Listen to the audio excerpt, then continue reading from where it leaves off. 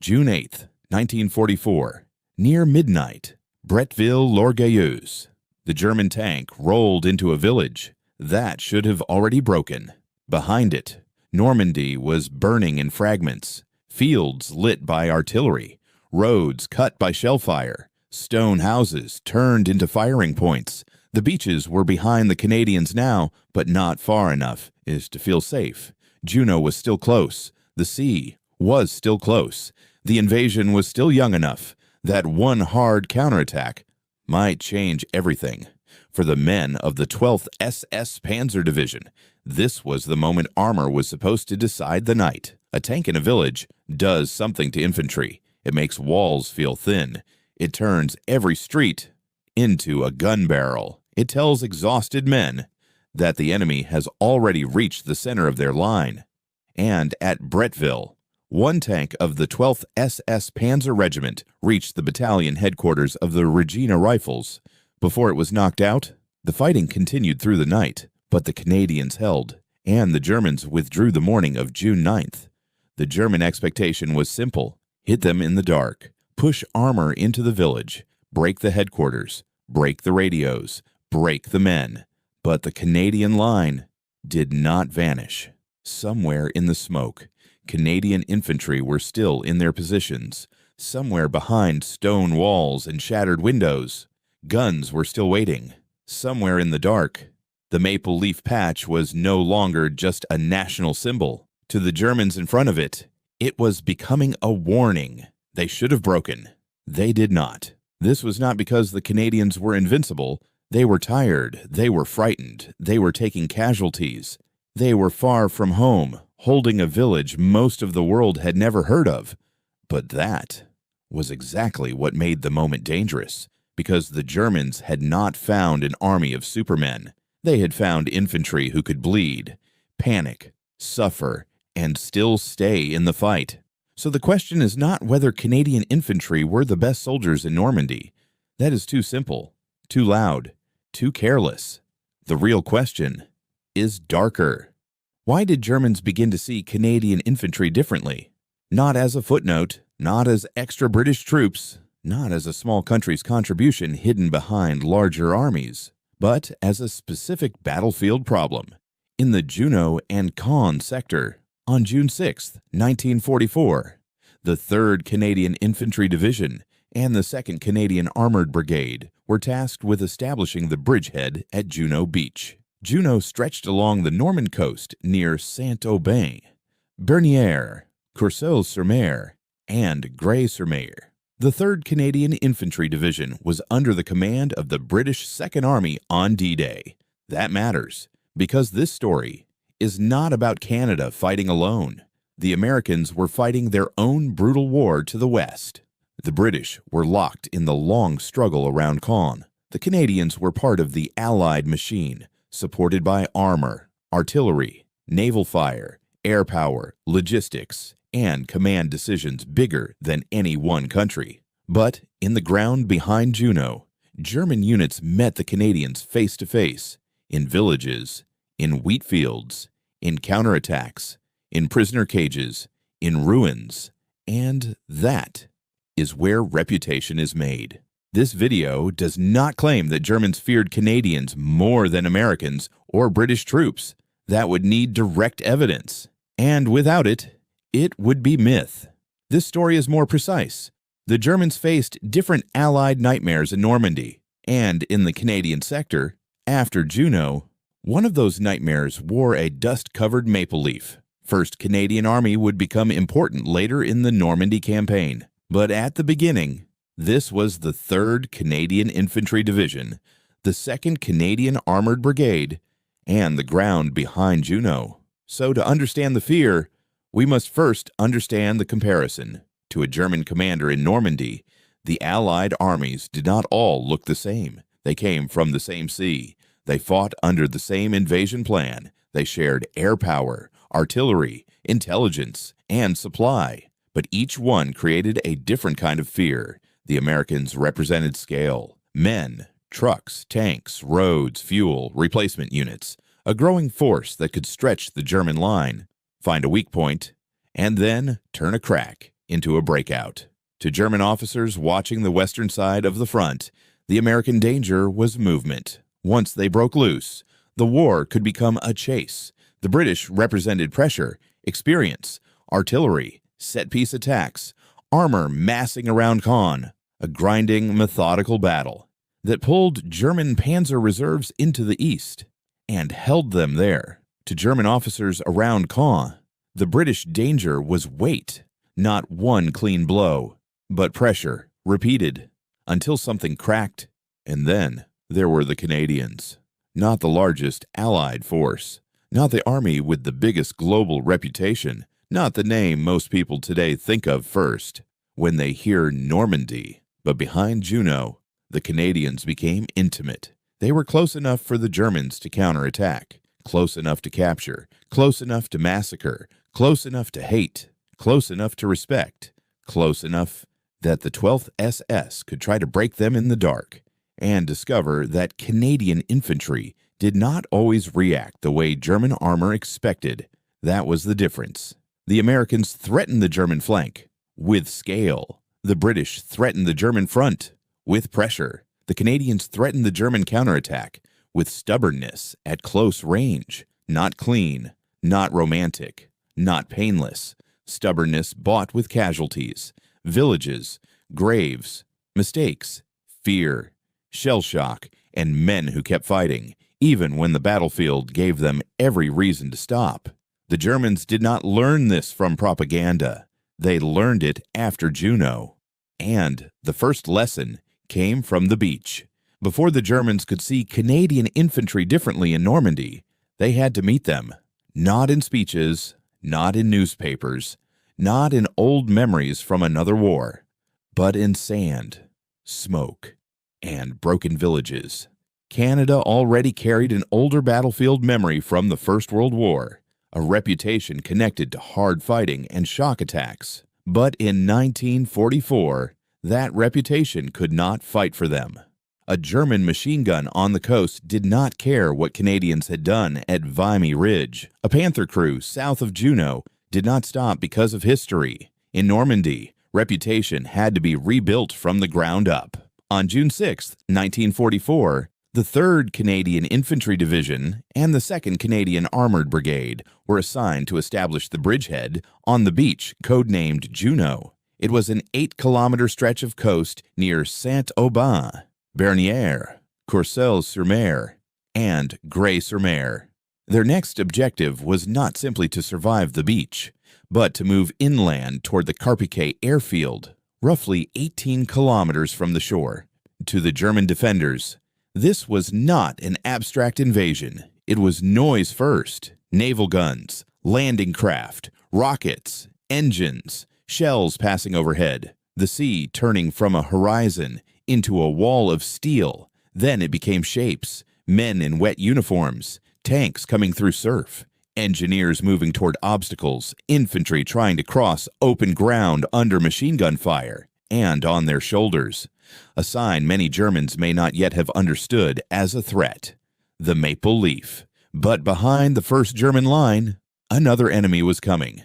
The 12th SS Panzer Division, Hitlerjugend. It was not an ordinary formation. It was made up largely of Hitler Youth members, many of them 17 to 19 years old, combined with battle-hardened officers and NCOs from the 1st SS Panzer Division. Young soldiers, veteran leaders, Nazi ideology, armored force. This was the enemy that would give the Canadian Normandy story its darkest edge, not because the Canadians were untouched by fear, because they were not. They were citizens in uniform, farm boys, clerks, workers, students, sons, men who could shake, bleed, hesitate, and die. But the Germans were about to learn something that only battle can teach.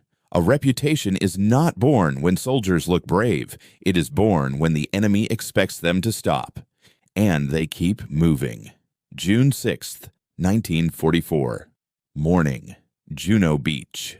From the German side, the invasion did not look heroic. It looked mechanical. The sea was crowded with landing craft. The horizon flashed with naval gunfire Smoke drifted across the water. The beach obstacles waited in the tide, like teeth.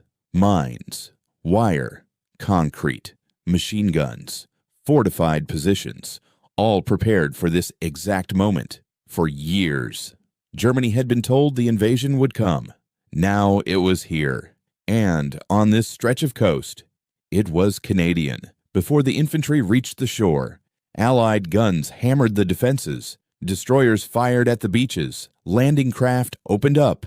Field artillery regiments fired from landing craft before the infantry came in. But bombardment never removes fear. It only changes the shape of it. For the Canadians in the assault craft, the coast moved closer one gray wave at a time. Some were seasick. Some were silent. Some watched the shore and understood that the next few minutes might be the last minutes of their lives. Then the ramps dropped. Men moved into water, smoke, and fire. At Courceuil, Verrières, and Saint-Aubin, Canadian infantry came ashore under German resistance. Bad weather complicated the landing of tanks, and in places, infantry had to cross deadly open ground before armor could fully support them. This was where the Germans expected the beach to do its work. The beach was supposed to slow them. The sea wall was supposed to hold them. The strong points were supposed to cut them down. And the 1st Canadian dead proved that the defenses were real. This was not a clean landing, not a parade, not a national myth walking untouched through fire. Men fell in the water. Men fell in the sand. Units became mixed. Orders became harder to hear. Smoke and dust turned simple movement into confusion. But the Canadian assault did not stop at the waterline. The beachhead began to form. The line moved inland. The 3rd Canadian Infantry Division, supported by armored regiments, fought forward off Juno Beach and advanced more than 11 kilometers inland by the end of D-Day. To German officers behind the coast, this changed the problem. The Canadians were not pinned to the beach. They were not waiting passively under the guns. They were moving toward the villages, roads, and airfield approaches that mattered. Carpiquet was still ahead. Caen was still beyond reach. The Canadians had not achieved everything. They had not won Normandy in a day, but they had survived the first German expectation. They had crossed the beach. They had pushed inland. And now, beyond Juno, another force was moving to meet them. Not coastal defenders, not static troops. The 12th SS, June 7th, 1944, south of Juno. The invasion was 1 day old. The Germans had not yet accepted it as permanent. That matters, because in the first hours after D-Day, every road, every village, every delay still carried the same possibility. Maybe the bridgehead could be contained. Maybe the Allies could be held near the coast. Maybe a hard counterattack could tear open the Canadian line before it settled into something stronger. To the 12th SS Panzer Division, the task was not symbolic. It was practical. Strike the Canadians inland, stop the movement toward Carpiquet, put armor and panzer grenadiers into the fight. Before the beachhead became too deep to break, the Canadian spearhead was moving south. On the day after the landings, the 9th Canadian Infantry Brigade led the advance toward Carpiquet. The North Nova Scotia Highlanders, supported by the 27th Armored Regiment, the Sherbrooke Fusiliers, captured Buren, but farther south, they ran into a German counteroffensive by the 12th SS Panzer Division. For German soldiers looking through gun sights, this was the moment. Canadian infantry in the fields, Canadian Shermans on the roads. They could be surprised.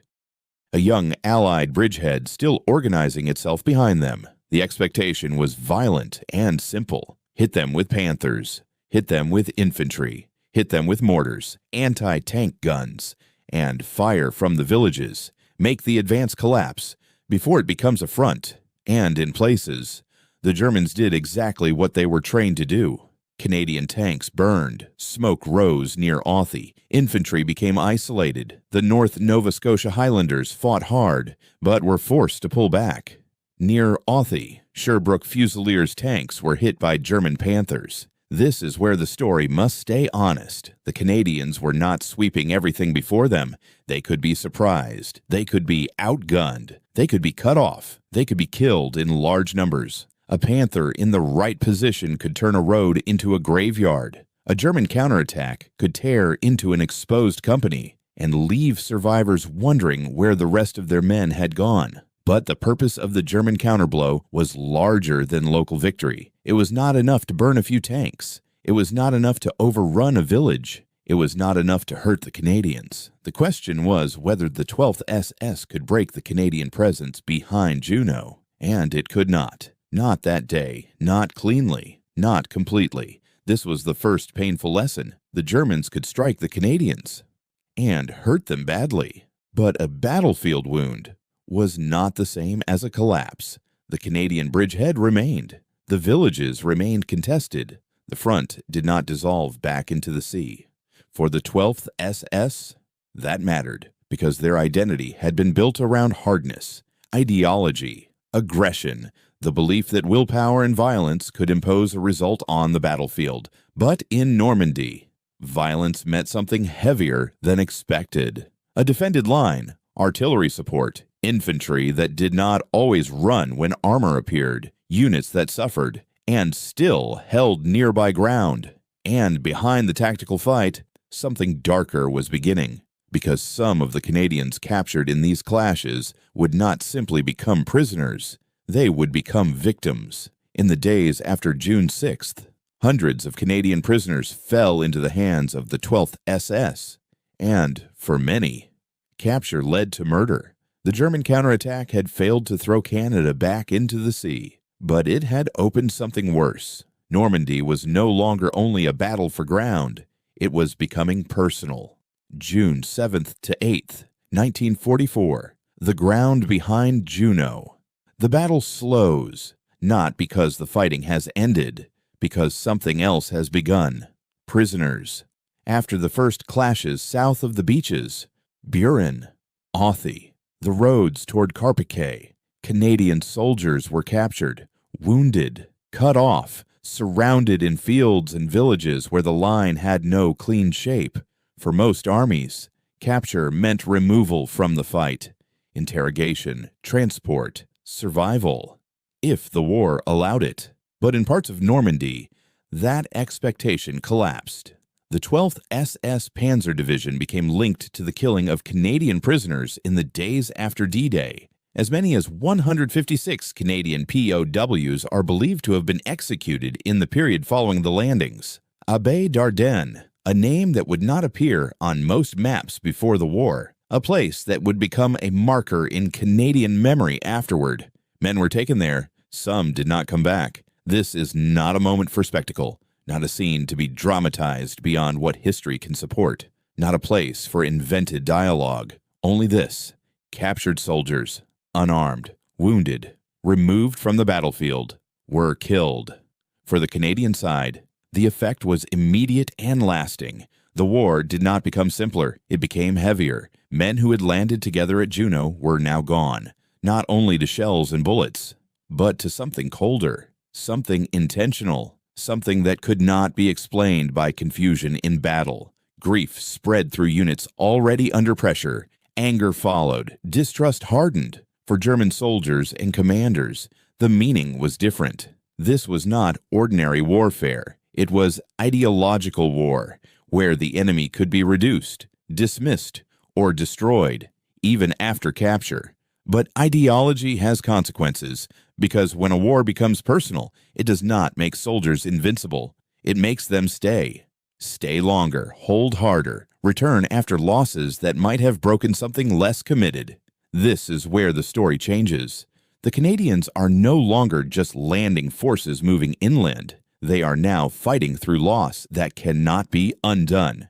And the next time the 12th SS attacks, the question will not only be tactical, it will be whether the Canadians still hold. Night of June 8th to 9th, 1944, Bretteville-l'Orgueilleuse.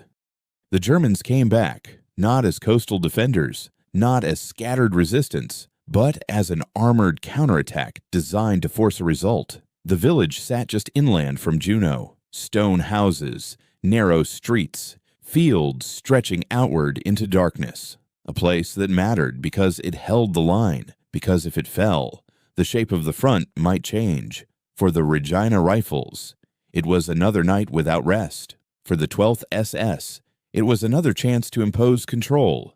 The expectation was familiar. Armor enters, infantry follows, defenders collapse. But Bretteville did not behave like the map suggested. A tank from the 12th SS Panzer Regiment reached deep into the Canadian position, close enough to threaten battalion headquarters, before being knocked out. The fighting did not end there. It spread through the village. It continued in darkness, in confusion, in close quarters. Inside the village, Canadian infantry did what infantry must do when armor arrives too close. They stayed behind walls, inside doorways, in trenches dug too quickly to feel safe. Anti-tank weapons were brought forward. Artillery answered from behind the lines. Coordination was imperfect. Fear was not removed, but the position held together long enough to fight. This is the point that matters. The Germans had reached the heart of the position. That should have been enough, but it was not. The Canadians did not disappear. They did not dissolve into retreat. They did not abandon the village to the tanks. By morning, the attack had failed. The Germans pulled back. The line remained. This was not a victory without cost. Men were killed. Positions were overrun and retaken. Fear had been constant, but from the German side, the lesson was not written in reports alone. It was felt. A tank had reached the center of the Canadian line, and the line had not broken. They should have broken. They did not.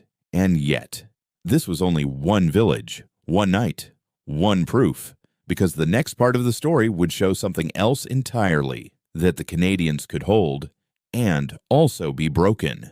June 11th, 1944, Le Mesnil-Patrie.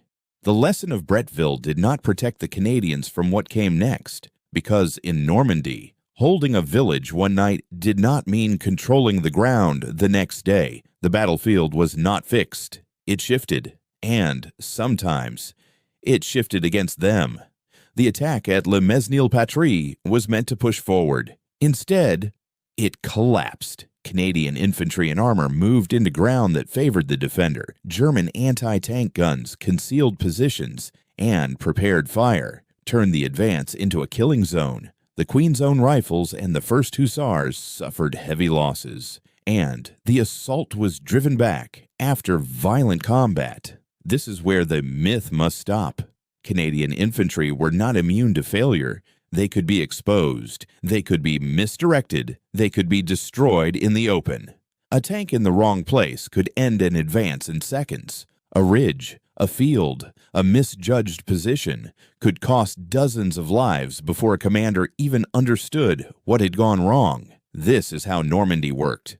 It did not reward courage alone. It punished mistakes immediately. Weeks passed. The fighting did not become easier. It became heavier. July 4th, 1944. Carpiquet.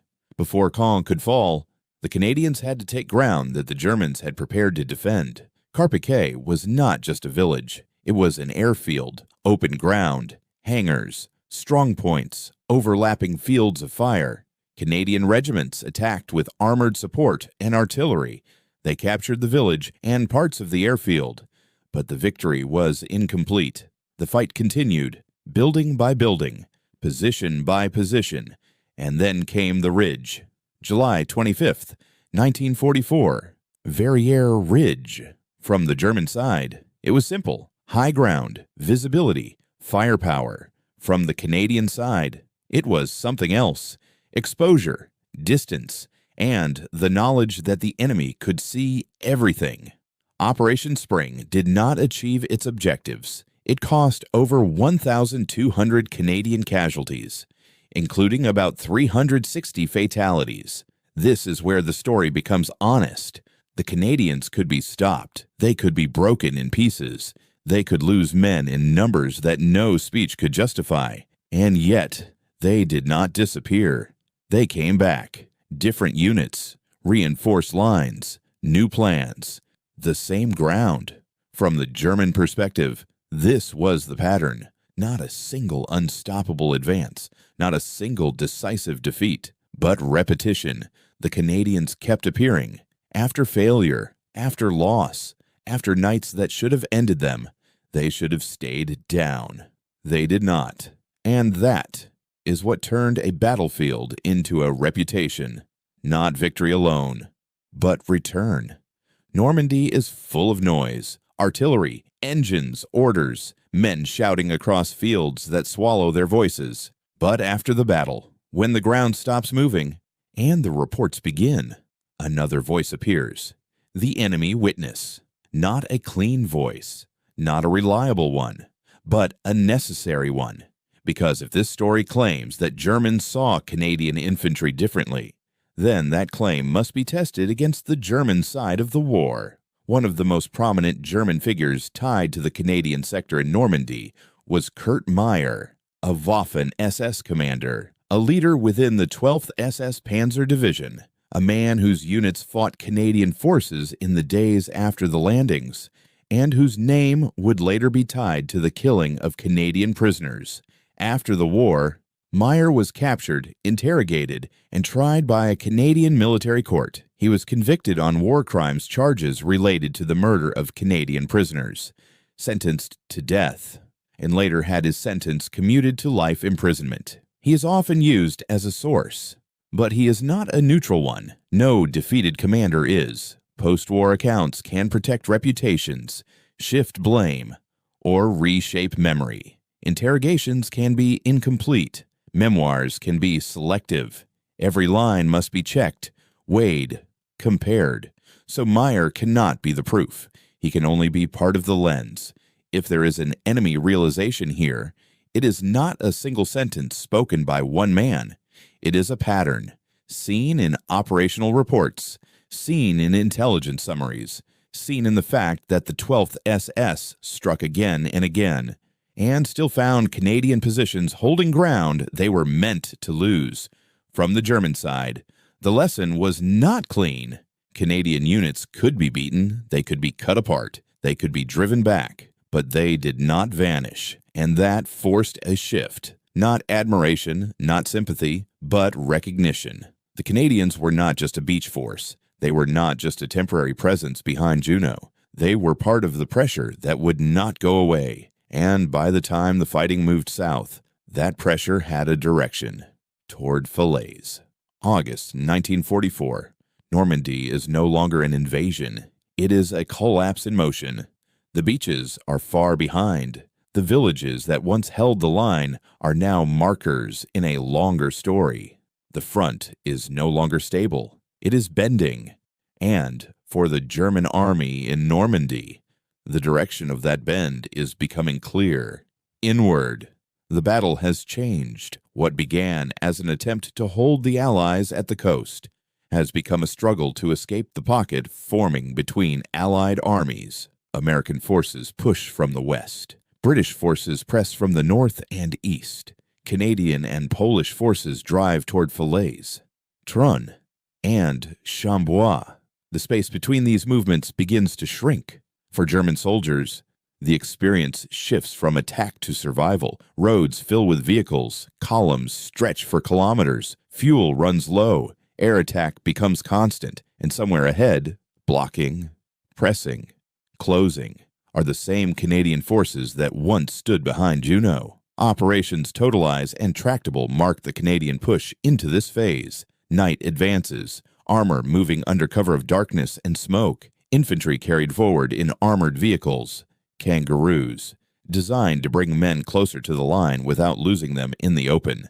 Operation Totalize gained ground, but did not fully break through. Operation Tractable followed. The pressure increased, and on August 16th, 1944, Canadian forces entered Falaise. But Falaise was not the end. The pocket was not yet closed. German forces continued to retreat east, trying to escape through narrowing gaps. And here, the story widens, because this was not a Canadian action alone. Polish forces fought near Chambois and Hill 262, helping block German escape routes. British forces pressed from the north. American forces from the south and west. The closing of the Falaise pocket was a combined effort, but within it, Canadian units played a critical role in maintaining pressure from the north. From the German perspective, the meaning was no longer tactical. It was existential. The same infantry that had landed at Juno, that had been struck at Buren and Authie, that had held at Bretteville, that had suffered at Verrières, was still in the fight, still moving forward, still part of the force tightening the ring. They had not disappeared after failure. They had not stopped after losses. They had become part of the closing pressure. For German soldiers trying to escape, this was the final realization. The Canadians were not a temporary problem. They were part of the end of Normandy, August 1944. The Battle of Normandy is ending, not with a single moment, not with a single victory, but with a slow collapse of what the German army had tried to hold. The roads east are crowded. The fields are scarred. The villages that once defined the front are now behind it. And somewhere in that movement, between the beaches and the closing of Falaise, the meaning of the maple leaf has changed. At the beginning, it was just a patch, a symbol on a sleeve, a mark of nationality, something a German soldier might not even notice in the chaos of landing craft and artillery. But after Juno, after Buren, after Bretteville, after Carpiquet, after Verrières, it became something else. Not myth, not legend, recognition. The Germans did not learn this in one battle. They learned it in repetition. They learned it when the Canadians pushed inland from the beach instead of staying on it. They learned it when counterattacks hit, and the line did not vanish. They learned it when villages that should have fallen were still defended in the morning. They learned it when attacks failed, and the Canadians came back anyway. They should have stopped. They did not. This is the part that matters. Canadian infantry in Normandy were not invincible. They could be surprised. They could be broken in places. They could be forced back. They could suffer losses that emptied companies and changed regiments forever. Operation Spring at Verrières Ridge alone cost more than 1,200 Canadian casualties, including around 360 killed. And across the campaign, over 18,700 Canadian casualties would be recorded, with more than 5,000 dead. That is the cost behind the reputation. Not a clean victory, not a story without failure, but a pattern. Landing, fighting, holding, losing, returning, again and again. For the German soldier, the realization was not dramatic. It did not arrive in a single sentence. It arrived in moments. A tank reaching a headquarters and finding resistance. A village attacked at night and still held at dawn. An enemy unit broken and then seen again days later. A front line that refused to empty. The Canadians were not the largest army in Normandy. They were not the only force that mattered, but in the ground behind Juno, in the fields south of Caen, in the pressure that closed toward Falaise, they became something the Germans could not ignore. The Germans did not remember them because they were unstoppable. They remembered them because they stayed.